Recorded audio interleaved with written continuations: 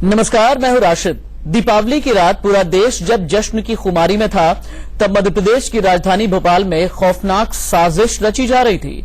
प्रतिबंधित संगठन सिमी के 8 खूंखार आतंकियों ने जेल के कांस्टेबल का गला रेत कर जेल फांद ली और फरार हो गए। बड़ी बात यह है कि इन 8 आतंकियों में से 5 आतंकी वही थे जो 2013 में एमपी की खंडवा जेल से फरार हुए थे और काफी मशक्कत के बाद इन्हें दोबारा दबोचा गया। हालांकि करीब 10 घंटे में एमपी एटीएस और आईबी ने भोपाल के बाहरी इलाके में धर दबोचा और एनकाउंटर में 8 आतंकियों को ढेर कर दिया। और अभी जो तस्वीरें आप टीवी स्क्रीन पर देख पा रहे हैं, ये इसी एनकाउंटर की तस्वीरें हैं।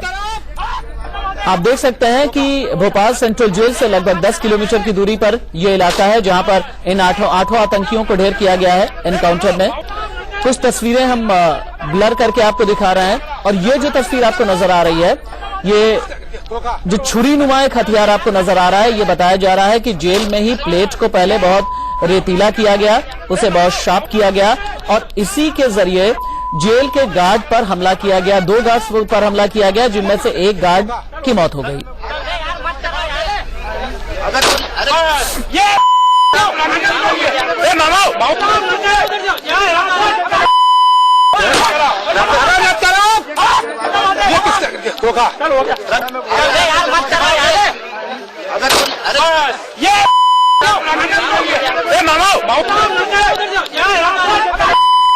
आतंकवादियों को बैरसिया क्षेत्र है, यहाँ का अचारपुरा गांव है। अचारीपुरा गांव के पास ही इन्हें घेरा गया था।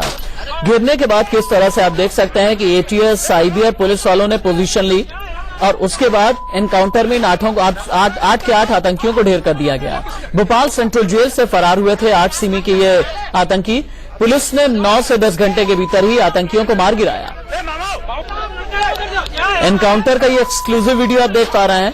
पुलिस लेकिन इतनी मुस्तैद और जेल इतना कमजोर आखिरकार क्यों? सिमी के भोपाल जेल कांड का जिम्मेदार कौन है, ये इस वक्त का बुनियादी सवाल है जो इंडिया न्यूज उठा रहा है। भोपाल पुलिस, एसटीएफ, सीटीजी के ज्वाइंट ऑपरेशन में किस तरह से इन आतंकियों को ढेर किया गया, ये तस्वीरें आप देख पा रहे हैं। पुलिस की हमारी टीम सक्रिय हुई और प्रदेश की पुलिस ने तत्परता दिखाते हुए जनता के सहयोग से, मैं जनता को भी हृदय से बधाई देना चाहूंगा। लोगों से जो सूचना मिली, उस सूचना के आधार पर लोकेशन मिली तब हमारी पुलिस उन तक पहुंच गई। तब बाद में मुठभेड़ में उतरे गए। इन 8 आरोपियों को जो है वो लोकेट कर लिया था।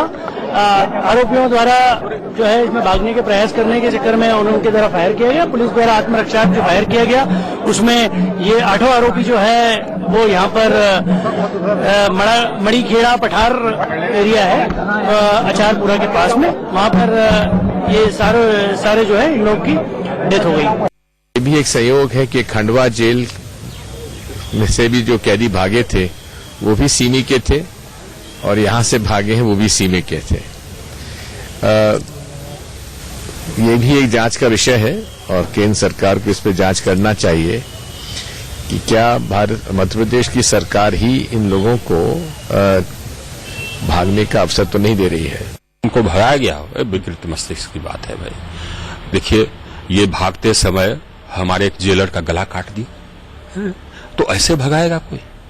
अपने जेलर की आहुति देख करके ऐसा कोई बात करेगा तो विकृत मस्तिष्क की बात है। और हम लोगों को मध्य प्रदेश पुलिस की सराहना करनी चाहिए कि उन्होंने ये आतंकवादियों को मार दिया।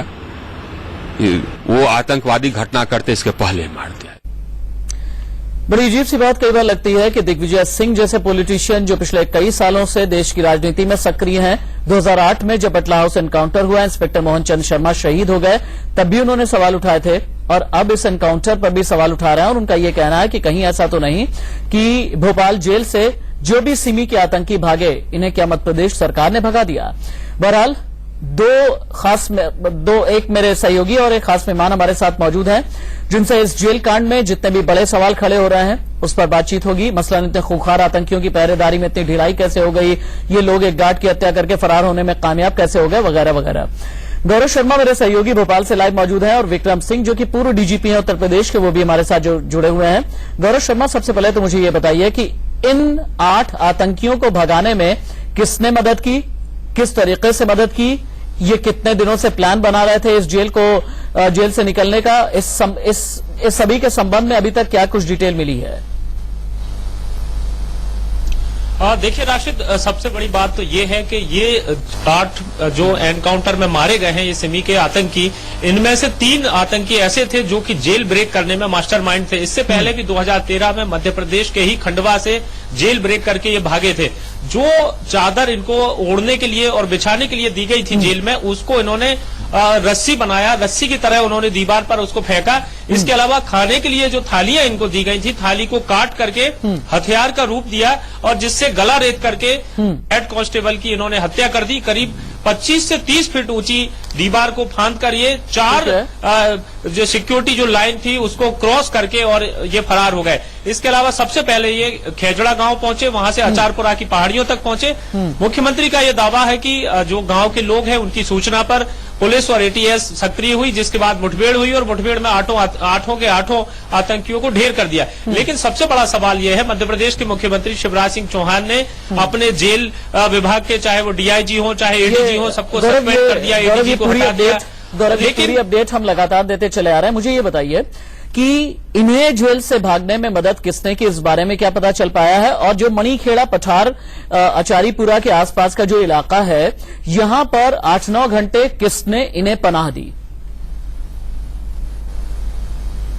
देखिए, अब सबसे बड़ा सवाल यही है कि आखिर इनको जेल से भागने में मदद किसने दी। इस बात की शंका लगातार जाहिर की जा रही है। कांग्रेस के बड़े नेता है, मध्य प्रदेश के पूर्व मुख्यमंत्री दिग्विजय सिंह ने भी इनके जेल से आतंकियों के भागने पर सवाल खड़े किए हैं।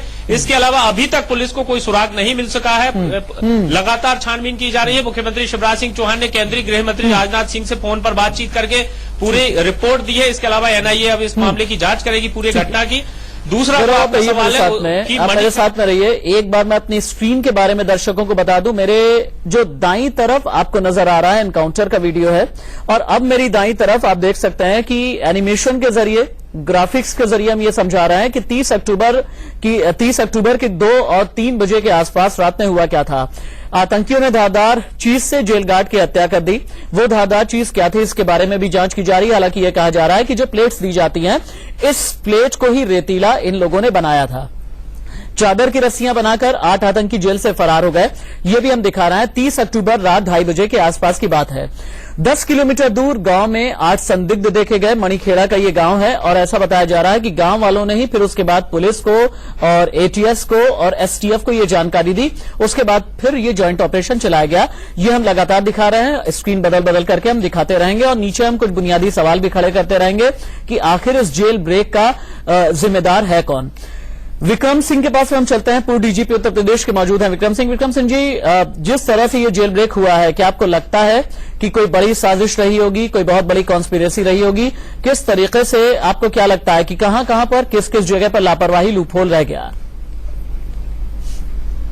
राशिद साहब, सबसे पहले इसमें षड्यंत्र तो नहीं, लेकिन लापरवाही जरूर दिखाई पड़ रही है, गंभीर। क्योंकि 8 अगर अपराधी किसी भी माध्यम से जेल से बाहर भागते हैं तो ये इत्तेफाकन नहीं होता है, इसमें काफी समय लगता है। अगर आपका सिर्फ सीसीटीवी ही क्रियाशील होता तो आप इसको रोक सकते थे। ठीक है। आपके कंसर्टीना बार्ब्ड वायर फेंसिंग अगर माकूल होती तो भी आप इनको रोक सकते थे। इसके अलावा अगर आपकी night patrolling, night vision devices होते तो भी आप रोक सकते थे। जाहिर है कि आपने इन तीनों का कोई प्रयोग नहीं किया और खंडवा से भागे हुए सिमी के एक्टिविस्ट को यहां रखा जो कि शातिर अपराधी थे।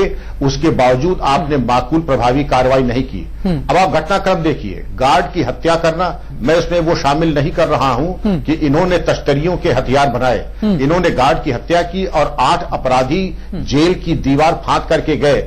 ये पूरा घटनाक्रम कम से कम 45 मिनट का है और 45 मिनट तक अगर जेल में अलार्म नहीं बजा और इसकी जानकारी नहीं हुई, इससे ये स्पष्ट प्रतीत होता है कि जेल में कोई सुरक्षा व्यवस्था नाम की चीज नहीं थी और बिल्कुल सब दिवाली के वातावरण में थे। ठीक है। गौरव शर्मा, आपने सुना कि विक्रम सिंह जी ये कह रहे हैं कि 45 मिनट में लापरवाही बहुत ज्यादा हुई है, लापरवाही की इंतहा है, हर कोई दिवाली मोड में था।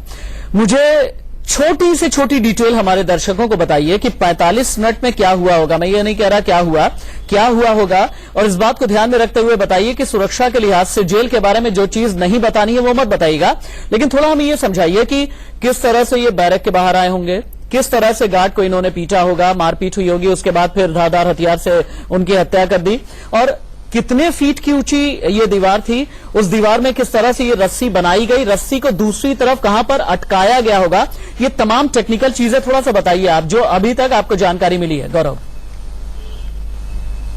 देखिए, निश्चित तौर पर राशिद एक बड़ी घटना को जिस तरीके से अंजाम दिया है, सबसे पहले जो खाने की जो थालियां इनको मिली थी उनको प्लेट को काट करके जिस तरीके से धारदार बनाया गया, इसके अलावा जो चादर थे उनको दीवार पर 25 से 30 फीट ऊंची दीवार है। एक बड़ा सवाल यही खड़ा होता है कि आखिर उसकी उस चादर को जो रस्सी नुमा बनाया गया और उसको कील ऊपर लगे हुए थे, लोहे के कुछ पाइप्स लगे हुए थे, उसमें फंदा बनाकर उसको फंसाया गया। उसके बाद उन्होंने ऊपर से कूदकर 30 फीट करीब ऊंची दीवार है उसके नीचे वो कूदे।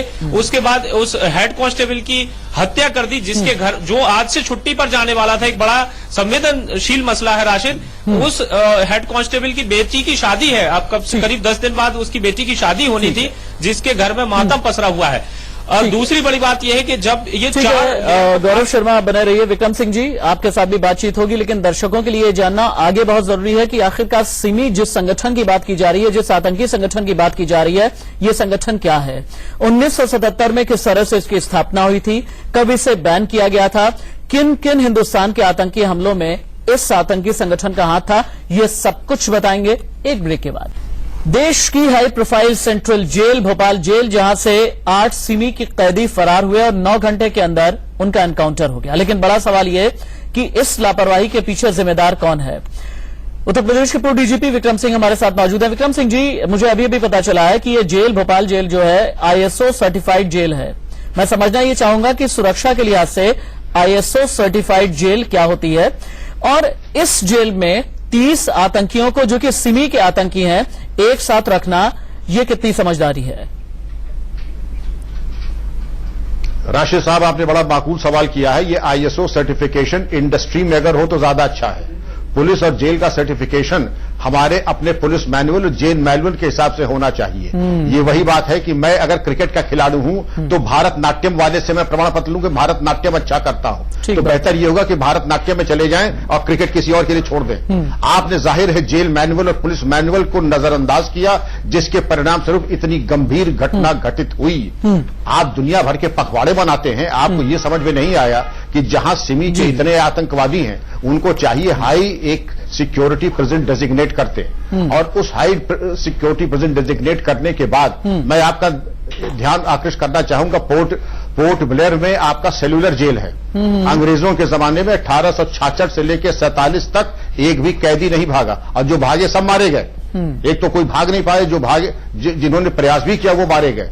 तो क्या आज हमारे पास इतने वर्षों के बाद ये भी टेक्नोलॉजी नहीं है? इतनी टेक्नोलॉजी, फोर्स मल्टीप्लायर्स, IT आ गया है। आप चाहें और सामर्थ्य आपके अंदर है कि ये सुनिश्चित कर लें कि अभेद्य सुरक्षा व्यवस्था जेल के अंदर हो। लेकिन जाहिर है कि आप ISO सर्टिफिकेशन में ज्यादा रुचि रखते हैं, न्यूज में ज्यादा रुचि रखते हैं, और सिक्योरिटी जो वास्तविक है उसके प्रति आपका ध्यान नहीं है, जिसके परिणाम स्वरूप इतनी बड़ी चूक हुई। 45 मिनट से 1 घंटे में 8 अपराधी भाग गए। क्या CCTV नहीं था, जाग नहीं थी, अलार्म नहीं थी, मोबाइल पेट्रोलिंग नहीं थी, वॉच टावर नहीं थे, सारे सिस्टम फेल हो गए जो मैंने आपके सामने 7 गिनाए। जी ठीक बात है, ठीक कह रहे हैं आप। ये 45 मिनट की आप बात कर रहे हैं, ये 45 मिनट कम से कम 45 सवाल खड़े करते हैं। हालांकि देश को नाज है, 125 करोड़ के हिंदुस्तान को नाज है अपनी सिक्योरिटी फोर्सेस पर, STF पर, ATS पर, जिन्होंने 9 घंटे के अंदर ही 8 आतंकियों को मार गिराया। बहुत शुक्रिया आपका विक्रम सिंह जी हमसे बात करने के लिए। गौरव, फिलहाल के लिए शुक्रिया, आगे आपके साथ भी हम जुड़ेंगे। लेकिन सवाल वहीं का वहीं कि भोपाल जेल कांड का आखिरकार जिम्मेदार कौन है, किस किस लेयर पर यह लापरवाही हुई है तो जवाबदेही किसकी तय होती है और किसकी तय होनी चाहिए।